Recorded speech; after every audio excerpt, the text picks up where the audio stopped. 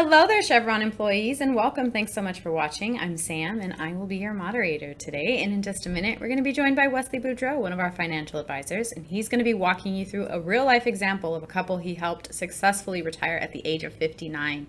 He'll also be providing some insights to help you hopefully successfully do the same.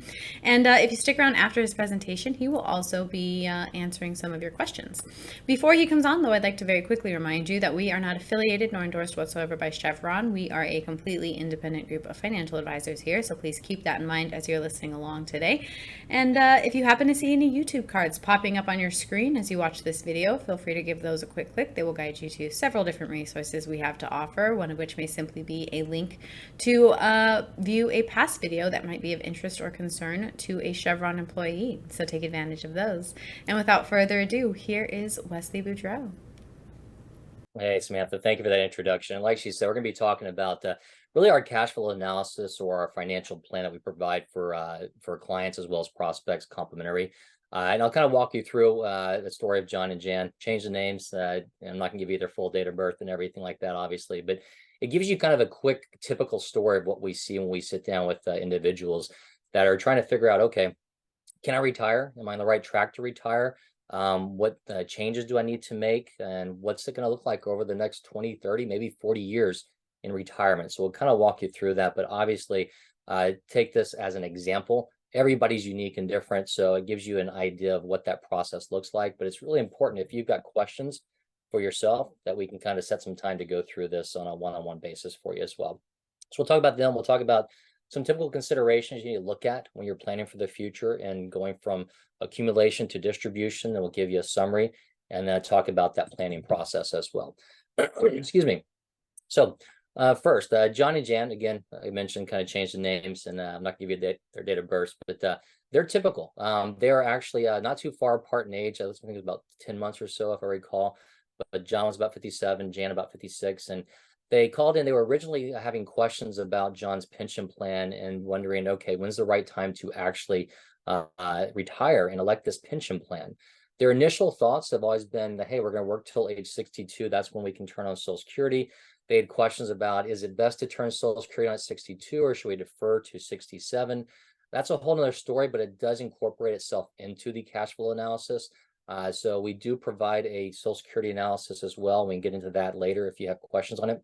But ultimately, they were thinking 62, but lo and behold, they've had a couple of grandkids popping out here recently, and they just had their second one. It was about, I think, 2-3 months ago or so when we first sat down and did this plan. So they were curious, okay, could we retire a little bit earlier? They were thinking about age 59 because they knew they had heard about 59 and a half being the rule where you can take distributions without the 10% penalty. I'll elaborate on that a little bit here later in this webinar. But again, they've actually done a great job. John was lucky enough to have both a 401k and a pension. Jan, in this case, didn't have a pension option, but she did have a 401k she's been saving to. They've also got their expenses are going to likely reduce in retirement. They've been doing a good job of saving, and they've been paying down their mortgage. They've only got about 5 years left of that mortgage. So that will actually drop off in retirement. So we looked at some of these figures that they gave us. I'll show you in a moment, and kind of did some napkin math and realized, hey, they're probably going to be in good shape. Let's figure out what does it look like from a long-term perspective and put a plan together. So based upon those initial goals and gathering some of the data from them, usually what happens is we'll, it depends upon how much information you have offhand. Once we start having a conversation, if you're curious about this, we can kind of jot down some of the numbers you may have high level. If you want to dig deeper into the details, we can send you some information, how to run a full budget worksheet, how to log in, find your different data, whether it be your 401ks, your pension assets, outside assets, things like that. And then we can really get into the weeds on that if you want to, or you can keep it high level, depending upon what you know. But just in that initial conversation, they had some of their figures, so we kind of talked about it just with experience and running simple napkin math. I would let them know that, hey, given what you guys are trying to achieve, you're going to be okay. The question, though, is what's it going to look like? It's one thing to say, okay, hey, we can take a, say 4% withdrawal rate or something like that and survive. But it's another thing to say, okay, well, how much money will we have in 20, 30, 40 years? What are our goals? Do we want to write our last check on our deathbed? Do we want to pass it all to the kids? Do we want to pass some to the kids, some of the beneficiaries? Do we want to actually pass some of the money along to the kids while we're alive so we can enjoy the benefit of giving to those children? Do we want to support the grandchildren? There's a lot of different variations in which you can actually look at. And also, once we run those numbers, we back into, okay, yeah, it's one thing to have that money, but it's another thing to keep that money. What are taxes going to look like? Are we able to efficiently manage this portfolio so that way you're taking distributions so that you maximize what you get versus what Uncle Sam gets out of there as well? So again, it's really important to kind of run through those and see what all those different possibilities are, and not just say, hey, yeah, I'm okay, let's move into the investment philosophy. By running through a cash flow analysis, that'll let us know what you need to achieve, and then we can help you with the investments more appropriately from there. So this is a quick kind of a glance or a list of some of the things we'll end up needing for that cash flow analysis. Like I said, a lot of these you might have on the top of your head. Others you may need to go back and log in and find some of that information, and we can set some time to do that at a follow-up call.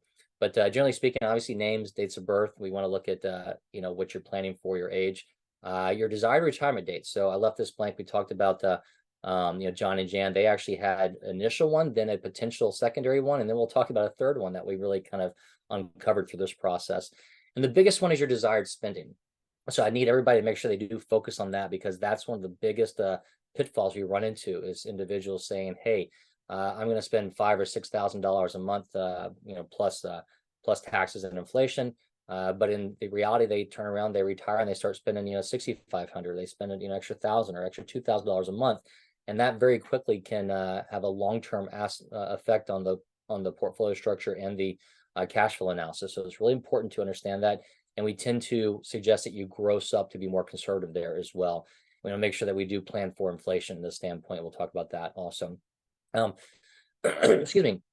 What source of income do you have? Are you or do you have Social Security? Most of us are going to have Social Security, or maybe a federal pension or a state pension if you're a teacher or work for the state or for the federal government.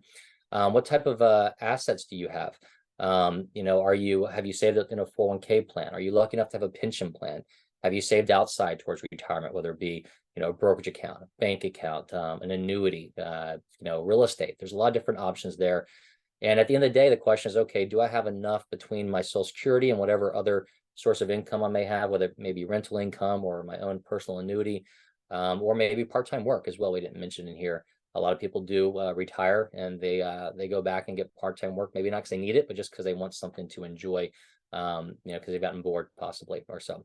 A lot of times when we talk to individuals, they're busier than ever in retirement. So again, everybody's unique and different. And in some cases, one of the spouses may want the other one out of the house for a little bit of time, so they go and get a part-time job. So all those things can get factored in here, but ultimately you need to make sure your combination of your income sources and your ability to draw from your assets meets those spending needs, and it'll meet those over the next 20, 30, 40 years or so. So let's get back to John and Jan. I'll give you some updated numbers for them. Now, obviously, I kind of rounded some of these to make it simpler for this, but I'm not going to give you their dates of birth, but they were 57 and 56 here this year. And again, the desired date was initially looking at age 62 because they thought that's kind of coinciding with Social Security. But then they said, with these grandkids coming along, can we go earlier? Let's look at about a year and a half out at 59 or 59 and a half. Can we do that?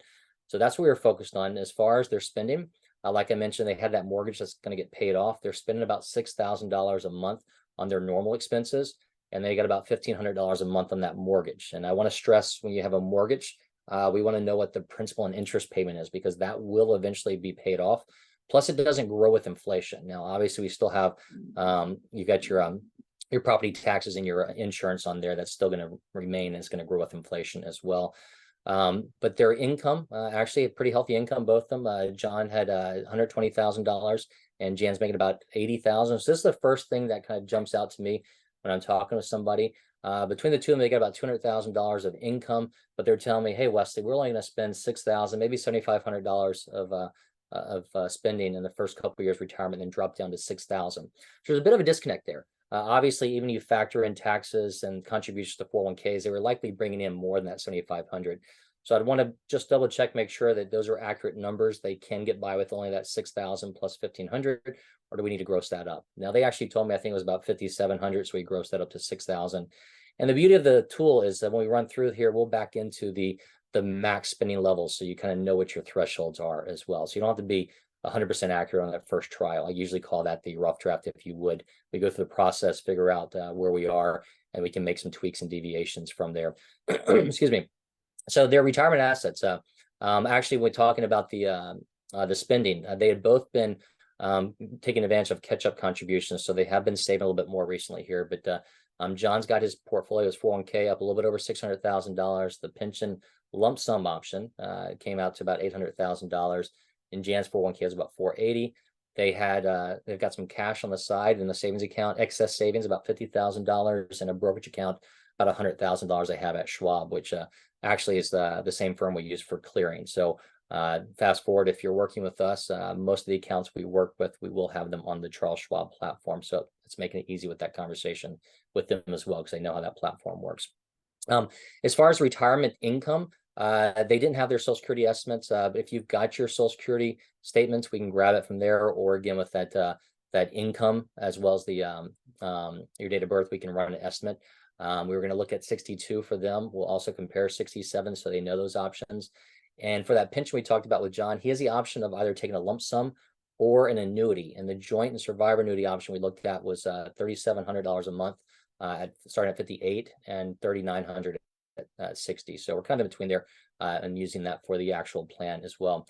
And as I mentioned, the going back to the that income, that also can, if you're, let's say, if you've got 3 or 4 or 5 or 10 years to retirement, by understanding your income and what percentage you're contributing to your 401k, we also factor that in. So you may have a couple more years of additional savings. We might put in there, okay, you're putting in 10%, company matches 3%, so 13% of, let's say, $100,000 is getting saved for the next couple of years as well prior to retirement. So some of the different things that we're looking for in this case was just running 2 scenarios and then potentially more beyond that. So I really, the scenario was they want to see if they can do 59. That 62 is now out the window if they can. We talked about napkin math saying they probably would be okay. So they want to see what the long-term aspect looks like for age 59. And the question becomes, okay, on John's pension, does he take the annuity or the lump sum? So instead of just, having a guess or saying, hey, I want one or the other, we decided to run 2 different reports to show those side by side so we can see how it looks in the long run. And we do have a lot of other webinars going on pensions, and also if you've got company specific pensions, we can go through those details. But generally speaking, the annuity is going to be beneficial for you if you want longevity protection, because it's going to continue to pay for the rest of your life. However, inflation is going to erode that over time. Also, you're not going to have a cost of living adjustment in there usually. And then again, God forbid something happens to you sooner rather than later, then the company can keep a lot of that. The pension lump sum is going to give you more flexibility for management of it on your own, distribution to your beneficiaries in a better manner. But it does come with some risk if you mismanage that or spend through it too quickly. So these are all conversations to have, and running the cash flow analysis is a good way to do that.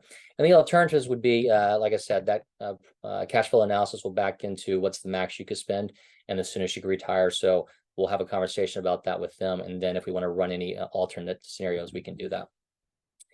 As far as the typical things to consider when you're looking at a cash flow analysis or a financial plan, to remind us and let us know, and we'll go through this with you, is longevity. That's a big one. So the biggest risk to a retirement portfolio is living longer, making it to age 100, 110, who knows? But again, everybody's different. I've got clients that, they've got parents and grandparents that made it into late 90s, even their hundreds or so. Got others that unfortunately are, second generation factory workers, and they don't have much expectation making it to their 80s. So it's really important to understand that. And again, that's different from couple to couple. You might have a husband that doesn't have longevity on his side, and you got a wife that does have longevity on her side, and she may be a little bit younger. So you got to plan for those different age breakdowns, and not just focus on that one person. Look at that long-term aspect and making sure that he or she is taken care of if you were to pass away as well. What are your spending needs? Again, we focus on what do you need, and we gross up inflation and taxes there. But a lot of times it's focused on needs versus wants. Sometimes we want to make sure our needs are covered by Social Security or maybe another form of guaranteed income. And also it could be fixed or variable. So let's go back to John and Jan. Another aspect, and we talked about this after running the first scenario, is, okay, what if maybe they want to spend, an extra $15,000 a year on traveling for the first 10 years, then maybe drop that down to, 7,000 or 10,000 for the next 10 years. Maybe they wanted to add in a new car every 10 years. Maybe you've got a daughter that's getting married in a couple of years. You have to pay for a wedding, unfortunately. There's a lot of different things you can put in there, so we can be as detailed or as generic as you want to, but we need to start somewhere, obviously. As I mentioned, we gross up for taxes. The rate of returns, we tend to look at a very conservative rate of return. We do run a Monte Carlo simulation, so you can see variations. But generally speaking, we back into saying, okay, let's just run a 5% rate of return to be very conservative, 5 or 6%, and we can actually guarantee 5% right now in money markets even. So if you're looking at that, then we know if we're going to tell you, hey, you've got the ability to retire now, we're going to be certain about that. We're not taking any additional risk and running it for, let's say, an 8% return, which is very subjective and could be detrimental to telling somebody, hey, you could retire if you think you're going to expect an 8% return forever. And then it also brings in distribution plan. I mentioned before, how do we actually take out those assets? What are some of the tax beneficial strategies? What account do we take it from, or what combination do we take it from? RMDs come up, whether you are going to be at 73 or 75, you'll be forced to start taking withdrawals eventually. And that backs into whether we want to look at Roth conversions prior to that. And then your legacy planning. Are you, again, looking to write that last check and be happy about it? Or are you looking to plan for a legacy, whether it be for your kids or church or charities, or a combination of those? We get into all those different options and how estate planning can affect that as well. So a couple charts here, just worth noting. One of the biggest things to remember is, where are you going to retire? We work with a lot of individuals that may retire in one state and stay there, or they may retire from one state and move elsewhere. Let's take an example of California. You've got the ability, if you want to, you've got pretty high income tax on the state level there, but you can slide right across the border to Nevada if you want to reduce some of those taxes, or maybe move to Texas. So it's really important to let us know, where are you going to be retiring ultimately, so we factor in those state taxes as well. I also mentioned about the distribution strategy. Generally speaking, most tools you run and most people you talk to are going to say, hey, defer taxes as long as you can. You don't want to pay taxes. So usually what's going to happen is they're going to suggest taking your taxable accounts out first. So for John and Jan, that example would be plowing through their savings and their brokerage account before they tap into their IRAs or 401ks. But in reality, that's not the right thing to do, because what happens is, yes, it saves you taxes the first couple of years, but now you've exhausted those sources, and now everything's going to be taxed. A combination of your Social Security and your retirement distributions from your IRAs. Another way to do that would be kind of looking at the tax brackets year by year and taking out what makes sense for your specific tax bracket. So even if you didn't have even if you just took out, let's say for John and Jan, if you just took out the standard deduction, you're not going to pay any tax on that whatsoever. So you can take out over $20,000 and have it tax free. Then you can factor in, okay, well, they're based upon their spending, they're going to be in that 12% tax bracket in retirement. I'd argue that's a pretty favorable tax bracket. Likely they may go higher down the road. So we might say, let's max out that 12% tax bracket, take out distributions from there. And it could be that we even take out more and do Roth conversions. We can get into that in another scenario as well. So that way we're able to mitigate potential future taxes for themselves and their beneficiaries as well. So again, very important to understand how to take that money out. So let's go ahead and jump back to John and Jan, kind of wrap up their situation. So they're lucky enough to live in Texas, where there's no state taxes. So they're just focused on federal taxes in here. And again, the plans we ran were to retire at age 59, and they both were in great shape. We ran those plans. They could have retired at 59 and had excess savings beyond age 100. They both had longevity, so we ran it that far out. Again, you can tell us run it to 90, 95. You can tell us run it to 120 if you want to. It's really up to you. Focus on longevity. But so they have the ability where they can either retire earlier, spend more, or a combination. They could actually retire earlier and spend more, which is what we looked at when we ran the second scenario here, the ability for them to actually retire here later this year, still at age 58 or so. But each of the scenarios also brought up the conversation around Roth conversions, as well as RMD planning and the taxation strategies, which also backs into the pension planning options as well. So this is kind of a quick just example of one of the charts that we see on the cash flow analysis. The top one's going to be the plan one we ran, assuming they took the lump sum. The bottom one is assuming they took the annuity. And one of the biggest things you'll kind of see or jump out is that difference of orange and dark blue on there. So the orange is them taking withdrawals from their accounts, whether it be the IRA or 401k. And the blue, excuse me, the blue is their guaranteed income. So Social Security and potentially that pension. So what we see is in that bottom one, there's a lot more dark blue, and it's essentially meeting their retirement needs because they've got that guaranteed Social Security and the annuity. And then the change of that light blue, and then you see kind of a jump up in that black line, that's their expenses. It jumps up because that's where the RMD kicks in. They're forced to start taking withdrawals whether they want to or not. And that RMD forces them to take out more than they need, which in turn bumps up their tax brackets as well. So it forces them to pay more taxes than they otherwise would probably want to. So this still gives us, 13, 14 years of planning ahead of us as far as looking at Roth conversions and strategies to kind of whittle down that IRA so they can actually have tax-free income for themselves and their beneficiaries versus getting hit with that RMD at a level they may not be comfortable with. And who knows where tax brackets will be at that point in time as well. So again, going back to these, the outcome's very similar to both. They both had plenty of money at the end. The question becomes, do we want that guaranteed income for life, or do we want the flexibility to take that lump sum and manage it on our own? For the pros or cons on there, and the ability to actually potentially maybe make more off of that and have a cost of living adjustment on there versus that annuity. So again, it's important to run these side by side and have a conversation through there. So what are they actually doing? They are elected to actually retire sooner after going through this and understanding, hey, they're in good shape. They can actually retire sooner. They're retiring this year and focus on spending some more time with those 2 grandkids and the expectations that more may be along the way. However, we looked at the pros and cons of the pension for John.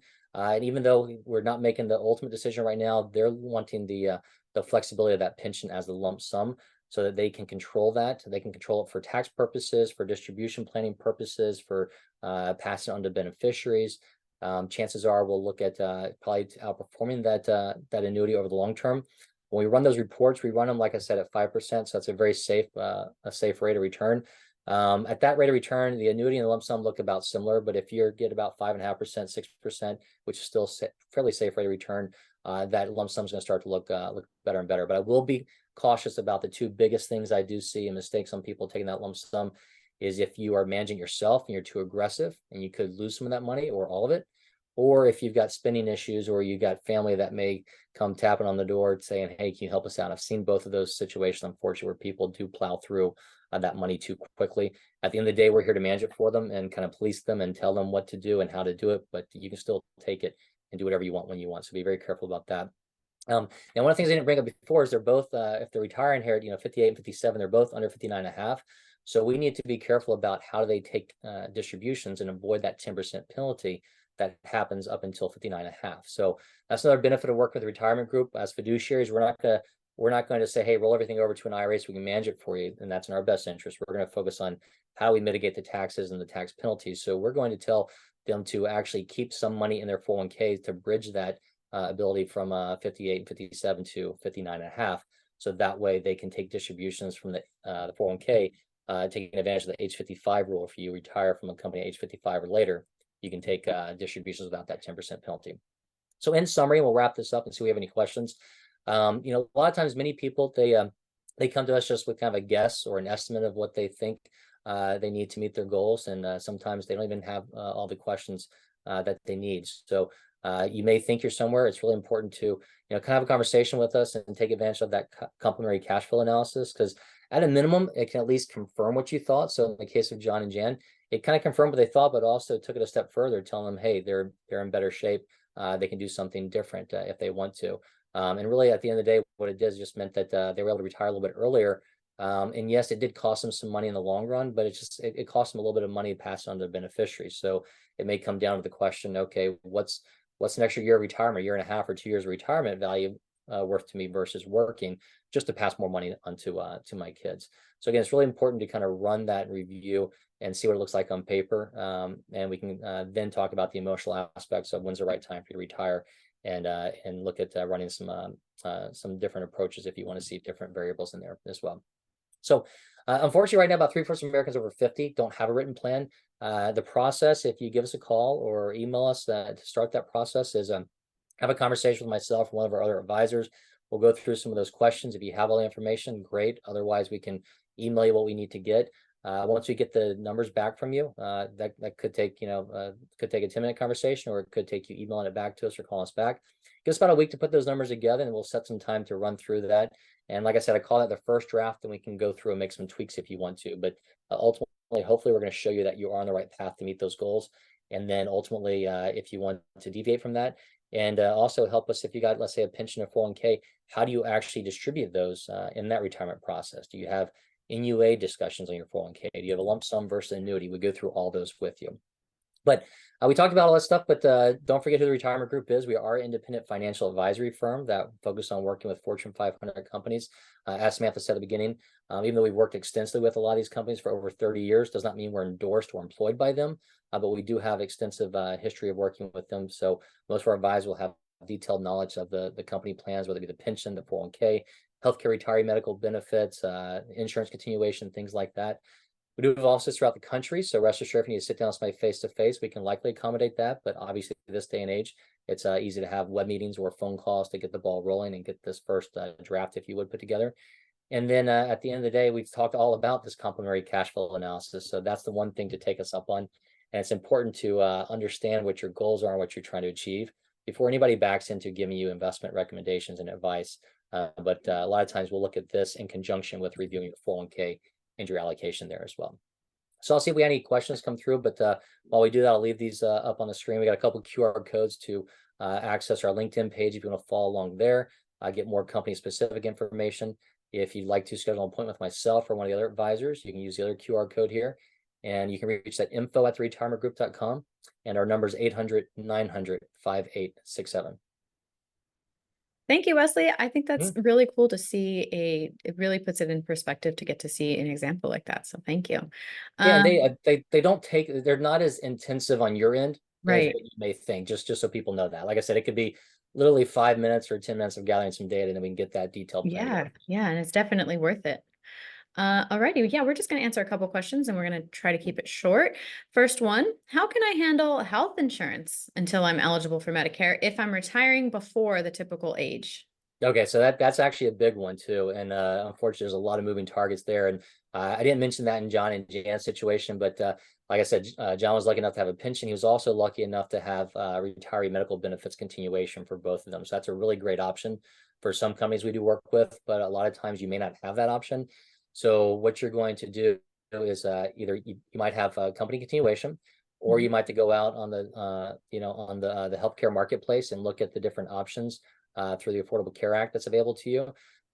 If you look at it right now, and let's say we're going back to John and Jan with their income level, it's going to be pretty expensive. But if you fast forward and say, okay, wait, we're retired, they focus on what your projected income is. So it's not going to be as expensive as you may think. And then that's going to help them get to age 65. Another option is looking at indemnity plans. You'd have to consult with a healthcare advisor, but where you can actually, sometimes it's a lower cost than the Affordable Care Act would provide. But essentially what happens is you choose one that may pay a multiplier of what Medicare pays. And so it covers a lot of your preventative, but if you, God forbid, have some hospital situations or things like that, it may not cover as much as what the healthcare exchange would. But those are some conversations to have when we run through that cash flow analysis too. Alrighty, thank you. We're going to breeze through to the second question. What strategies should I consider to reduce taxes on my retirement income, especially if I'm retiring early? Okay, so retiring early, go back to the John and Jan's example. Some of the strategies would be going back to that slide I showed you with the different distribution options, or how do you take money out. So again, let's say you're retiring early. You don't have to take any money out until you hit your RMD age. So you've got flexibility. Let's say if somebody retires at 60, they've got 13 years or so before they have to take distributions, or it could be 15 if depending upon their age when they retire. But what happens is you can take out distributions and mitigate that tax the tax risk, and we look at each specific year. So for instance, right now we know what tax brackets are for 2024 and like the 2025. We don't know what's going to happen in 2026 and beyond. So we can focus on saying, okay, my tax bracket, let's say right now, is 12%. That's pretty low. We might want to reduce future taxes by taking some money out, converting to a Roth, or taking it out and just parking it. It's your call. Get up into that 22, 24% tax bracket, you can still do so, but that break even becomes a little bit longer. If you're still working, it may be something you wait until you're retired. And it also may be an aspect of if you're still working, maybe we start adding contributions at 401k and a Roth level, or you build up a Roth IRA. There's a lot of different ways to look at it. So there's really not one quick right size answer for everybody. But if we run this cash flow analysis for you, then we can dig into your specific situation and show you some choices. Alrighty, thank you. Last one, Wesley. If I take the annuity, is there a risk of running out of money since I'm retiring early? And follow up to that, would choosing the lump sum be a better option for me considering my early retirement? Okay. Well, actually, the key aspect of taking the annuity is not running out of money. So, Mhm. yes, you would not run out of money. But the question is, will you run out of the value of that money? So let's assume that somebody elects a single life annuity, and maybe it pays them $2,000 a month for the rest of their life, and hopefully they live 30 years. Well, that $2,000 is going to be the same for the next 30 years. So as we go on and inflation continues to build up, they're not going to be able to buy as many hamburgers or as much gas or milk or things like that with that same $2,000. So you won't run out of money, but your purchasing power will erode. Worst case scenario is if you take, let's say, a single life annuity, and let's say you pass away in 10 years. Now that company is going to get that money back versus your beneficiaries potentially getting it unless you added a period certain to it. And this gets into a conversation on, specific pension plans. Whereas you take that lump sum, which we mentioned in John and Jan's situation, additional risk there are that you could spend through it too quickly because you have access to it, or you could mismanage it on your own and lose some of it. But generally speaking, if you set up a sound investment strategy, you're able to hopefully match that annuity and get cost of living adjustments along the way. You kind of built in inflationary protection, and then hopefully you've got something still to pass on to beneficiaries as well. So the annuity, no, you do not run out of money, but you need to be cautious about the longevity and inflationary pressure. And that's why it's good to show those different reports side by side for somebody. All righty, Wesley, that was it. That was all we had time for today. We want to thank everybody for joining us today, and we hope we see you on another webinar very soon. Have a good day, everyone. Thanks, All right, Wesley. thank you. You have a good day. Bye.